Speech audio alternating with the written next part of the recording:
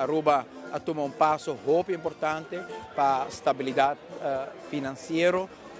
di nostro paese, sopra un di tema che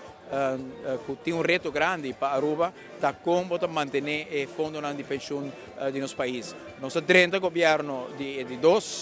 governi non sa percorrere di viaggio per consolidare AUV e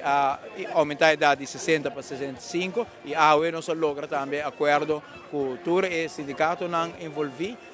con nostra aumentare l'età di pensione di impiegati pubblico también per 65 per fortificare il fondo di pensione da también in combinazione con l'accordo che si logra con l'impiegati pubblico con una posizione giuridica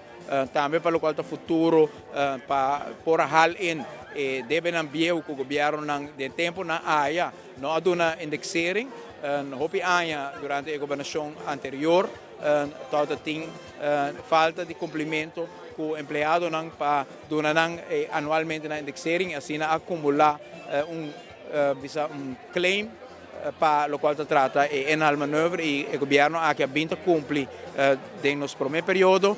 cada anno non si dona indexering non si dona aumento di voorjaars e najaars premi e aquí nos acaba di lograr un accordo molto grande con l'impiegati pubblico però anche stiamo rappresentare impiegati di imprese di governo che también affiliati a AFA con una turda mira e importanza di atuma e passo aqui che men Aruba a salvaguardare AUE con l'accordo che ha lograto un fondo di pensione con un peso che por sicuro un peligro per la stabilità finanziaria. Asina, poco a poco, nos está poniendo a base también para 2017, país Aruba porting un presupuesto balançado, nos está tomando hopi passo de dia aqui, com seguro tem vezes está pouco penoso, pero a visão grande está para por vai cumprir cultura aspecto de um desenvolvimento social e econômico para o cidadão na Aruba, em seu bairro, na sua escola, em ambiente que nós vivemos, por sentir que agora investir no futuro, no poder de compra e a